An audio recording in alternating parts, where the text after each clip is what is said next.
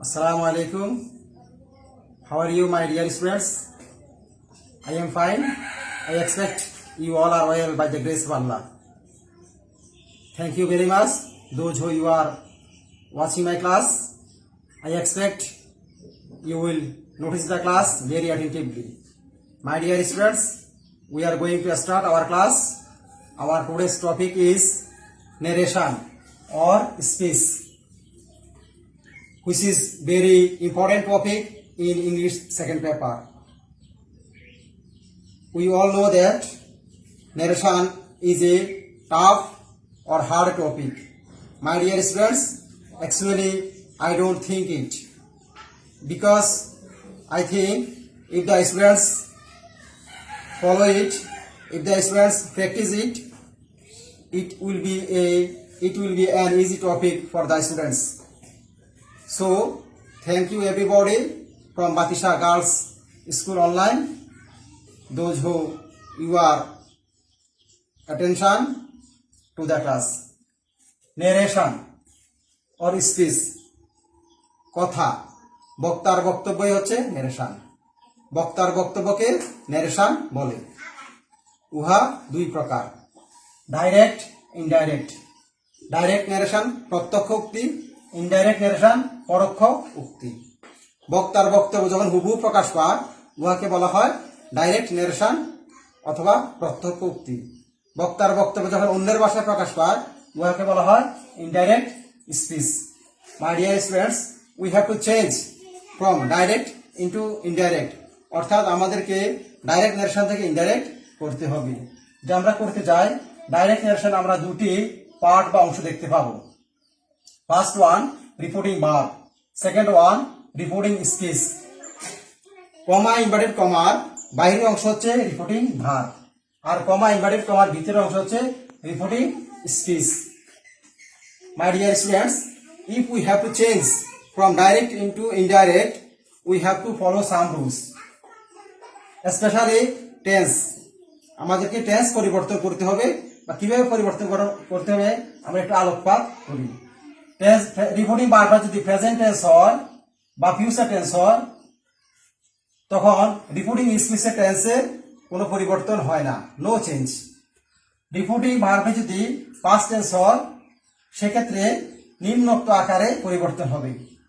সাসেস for example, যদি থাকে present indefinite হয়ে যাবে পাস্ট ইনডিফিনিট, যদি থাকে প্রেজেন্ট কন্টিনিউয়াস হয়ে যাবে পাস্ট কন্টিনিউয়াস, যদি থাকে প্রেজেন্ট পারফেক্ট চেঞ্জ হয়ে যাবে পাস্ট পারফেক্ট, যদি থাকে প্রেজেন্ট পারফেক্ট কন্টিনিউয়াস চেঞ্জ হয়ে যাবে পাস্ট পারফেক্ট কন্টিনিউয়াস টেন্সে, যদি থাকে পাস্ট ইনডিফিনিট চেঞ্জ হয়ে যাবে পাস্ট পারফেক্ট টেন্সে, যদি থাকে পাস্ট কন্টিনিউয়াস চেঞ্জ হয়ে যাবে পাস্ট পারফেক্ট কন্টিনিউয়াস টেন্সে।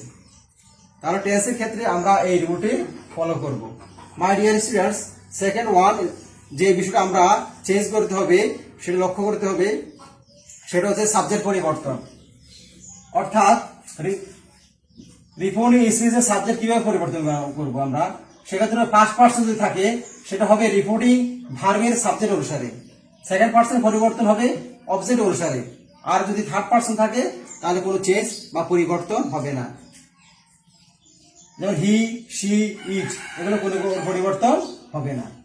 মাই ডিয়ার স্টুডেন্টস, নেক্সট ওয়ান আমরা যে চেঞ্জটি করব সেটা হচ্ছে কিছু নৈকট্যবাচক শব্দ থাকবে, সেগুলো আমরা দূরত্ববাচক শব্দে পরিবর্তন করব।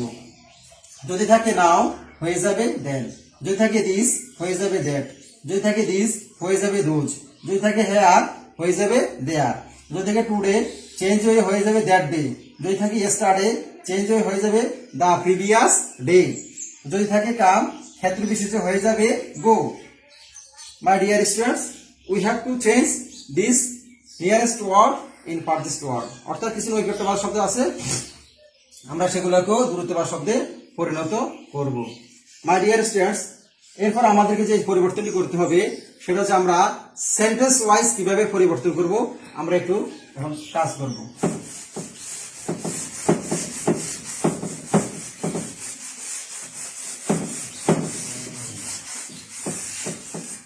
অ্যাসার্টিভ সেন্টেন্সে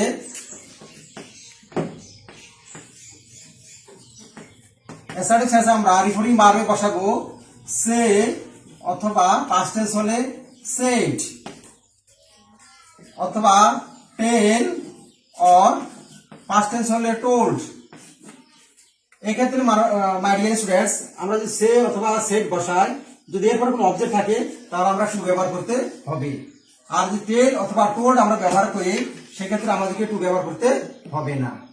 কমা ইনভার্টেড কমা উঠে গিয়ে সেক্ষেত্রে বসবে দ্যাট, টিএচ এটি দ্যাট। আর অন্যান্য পরিবর্তন কিছুক্ষণ আগে যেগুলো বলছি সেগুলোই হবে। ইন্টারভেল সেন্টেন্স হবে সেড অথবা টোল্ড না বসবে সেক্ষেত্রে ইন্টারোগেটিভ।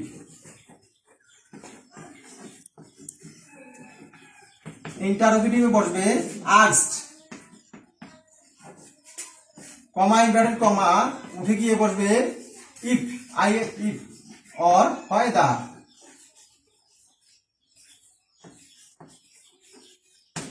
অন্যান্য পরিবর্তন আগের মতোই থাকবে। মাই ডিয়ার স্টুডেন্টস অ্যাটেনশন, ইম্পারেটিভ সেন্টেন্সে একটু ব্যতিক্রম এবং একটু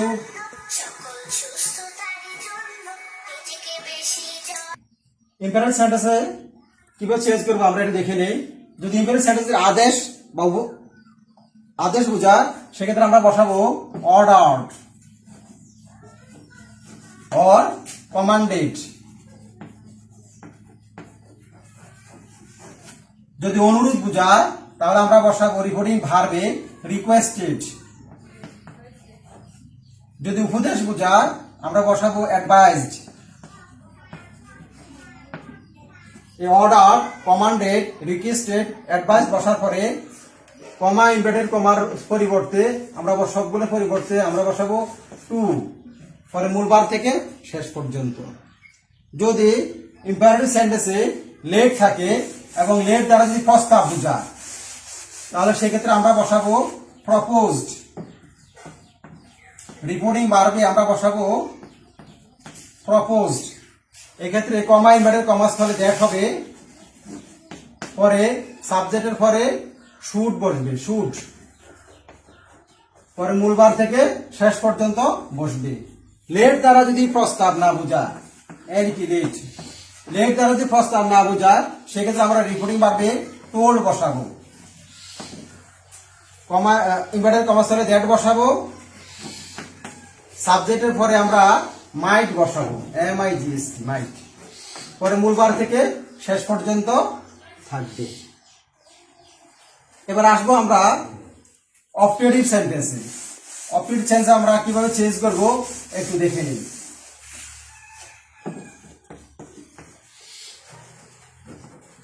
অপটেটিভ সেন্টেন্স, অপটেটিভ সেন্টেন্সে আমরা উইশড বসাবো অথবা ফ্রেড বসাবো, উইশড অর ফ্রেড।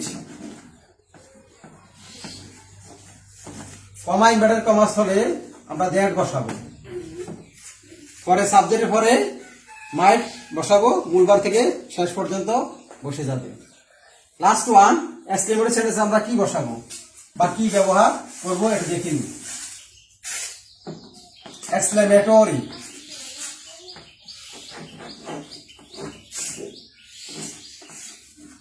এক্সক্লেমেটরি যারা সেন্টেন্স যে আমরা সেন্টেন্সের আনন্দ বোঝা সেক্ষেত্রে আমরা বসাবো exclaimed with joy that. Reporting verb আমরা বসাবো এক্সক্লেমড উইথ জয় দ্যাট। আর যদি এক্সক্লেমেটরি সেন্টেন্স দ্বারা দুঃখ বোঝা বা দুঃখ প্রকাশ পায় সেক্ষেত্রে আমরা বসাবো exclaim with sorrow that. My dear students, এগুলো ছিল সেন্টেন্স পরিবর্তনের নিয়ম।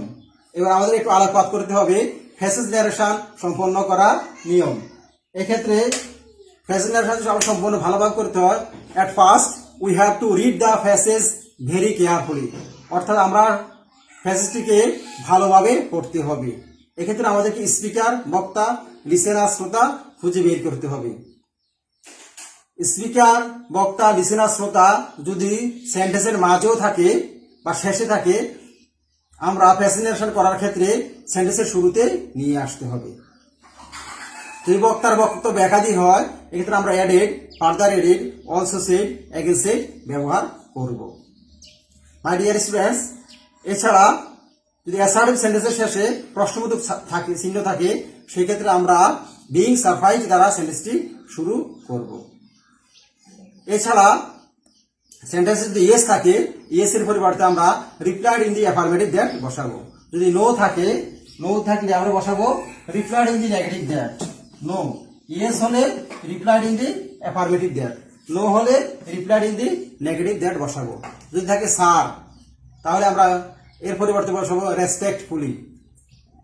মাই dear students, they were the basic rules of and fundamental rules of narration or speech. I expect you could understand the rules. My dear students, I wish you will practice, continue, and you can make a good result in the examination. Thank you everybody. I wish you all success in life. Okay.